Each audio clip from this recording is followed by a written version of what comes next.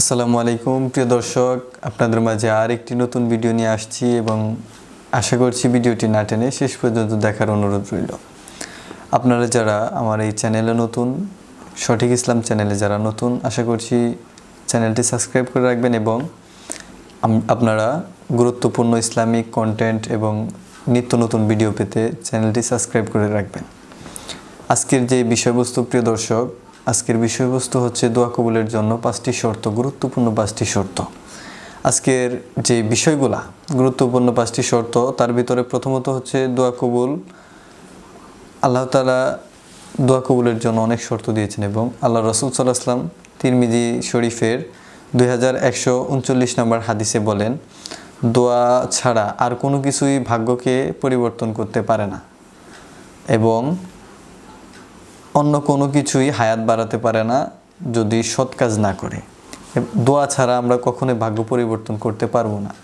একটি হচ্ছে যেমন অনন্তকালের ভাগ্য, যেটা পার্মানেন্ট, আল্লাহ তাআলা আগে থেকে করে রেখেছেন, যেটা হচ্ছে জন্ম মৃত্যু। এবং আরও কিছু ভাগ্য রয়েছে যেমন সাধারণ, কালকে কি হবে, হয়তো আমার অ্যাক্সিডেন্ট হতে পারে, এরকম কিছু রয়েছে যা আমরা দোয়ার মাধ্যমে পরিবর্তন করতে পারি। তো প্রথমত হচ্ছে প্রিয় দর্শক যে দোয়ার মাধ্যমে ভাগ্য পরিবর্তন হয়। এবং দ্বিতীয়ত যে বিষয়টি, বুখারী শরীফের 6340 নম্বর হাদিস এবং মুসলিম শরীফের 2735 নম্বর হাদিসে রাসূল সাল্লাল্লাহু আলাইহি ওয়াসাল্লাম বলেন, তোমাদের প্রত্যেক ব্যক্তির দোয়া কবুল হবে যদি সে তাড়াহুড়া না করে। তাড়াহুড়া করে কখনোই দোয়া করা যাবে না। যেমন আমরা দোয়া করতে বসেছি, আমাদের আমাদের কাজ রয়েছে, আমরা তাড়াহুড়া করে দোয়া করলে এই দোয়া কখনোই কবুল হবে না। আমরা বিনয়ের সাথে, নম্রতার সাথে, ধৈর্যের সাথে, আল্লাহ তাআলা নিশ্চয়ই ধৈর্যধারীকে পছন্দ করেন, এই কারণে ধৈর্যের সহকারে বিনয়ের সাথে আপনারা দোয়া করবেন এবং তাড়াহুড়া কখনোই করবেন না।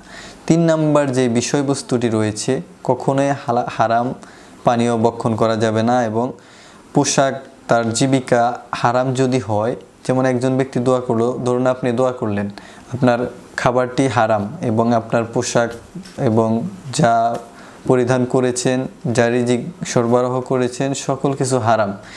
এই আপনি যদি এমন অবস্থায় দোয়া করেন, আপনার দোয়া কখনোই কবুল হবে না।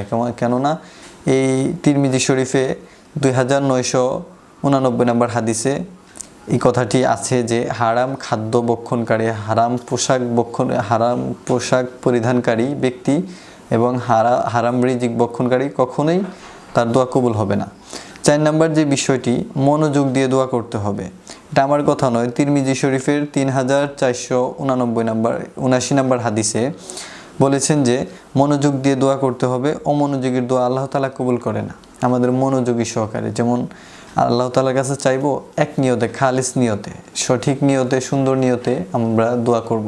লাস্টের যে বিষয়বস্তু প্রিয় দর্শক, গুরুত্বপূর্ণ একটি বিষয় যেটা আমি এখন আপনাদেরকে বলবো, সেটা হচ্ছে তিরমিজি শরীফে হযরত ওমর রাদিয়াল্লাহু তাআলা আনহু বর্ণিত, রাসূল সাল্লাল্লাহু আলাইহি ওয়াসাল্লাম বলেন যে আসমান এবং জমিনের মধ্যবর্তী অবস্থায়, ঝুলন্ত অবস্থায় দোয়া থাকে যতক্ষণ পর্যন্ত আল্লাহ রাসূল সাল্লাল্লাহু আলাইহি ওয়াসাল্লামের দুরূদ পড়া না হয়।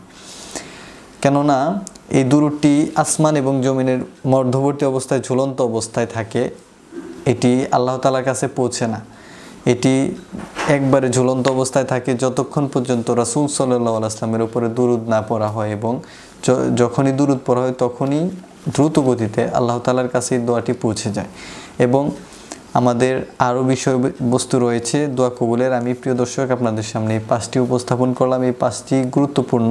আপনারা কখনোই, প্রথমত হচ্ছে যে দোয়া কবুলের সময় আপনারা কখনো তাড়াহুড়া করবেন না এবং বিনয়ের সাথে, নম্রতার সাথে, ধৈর্যের সাথে আপনারা দোয়া করবেন এবং নিশ্চয়ই আপনারা মনে করে দোয়ার পরে আল্লাহ রাসূলের দুরূদ পড়ে আপনারা মুনাজাতটি স্বয়ং সম্পূর্ণ করবেন। কেননা আল্লাহ তাআলা, আল্লাহর হাবিব সাল্লাল্লাহু আলাইহি ওয়াসাল্লাম হযরত ওমর রাদিয়াল্লাহু তাআলা আনহুর যে হাদিসটি এসেছে তা দ্বারা বোঝানো যায় যে যতক্ষণ পর্যন্ত সে আল্লাহ রাসূলের দুরূদ না পড়বে ততক্ষণ পর্যন্ত আসমান এবং জমিনের মধ্যবর্তী অবস্থায়, ঝুলন্ত অবস্থায় থাকবে এই দোয়াটি।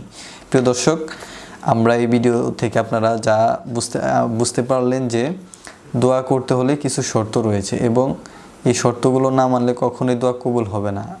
এবং দোয়া করে আপনারা আপনাদের মনের ভাষণা আল্লাহ তাআলার কাছে জানাবেন। প্রিয় দর্শক, আজকে আপনাদের মাঝে এতটুকুই, এই পর্যন্তই আপনাদের কাছে বিদায় আরজ করছি। অন্য কোনো দিন অন্য কোনো ভিডিও নিয়ে দেখা হবে। সেই পর্যন্ত সুস্থ থাকবেন, ভালো থাকবেন। আখির দাওয়ানা আলহামদুলিল্লাহি রাব্বিল আলামিন। আসসালামু আলাইকুম ওয়া রাহমাতুল্লাহি ওয়া বারাকাতুহু।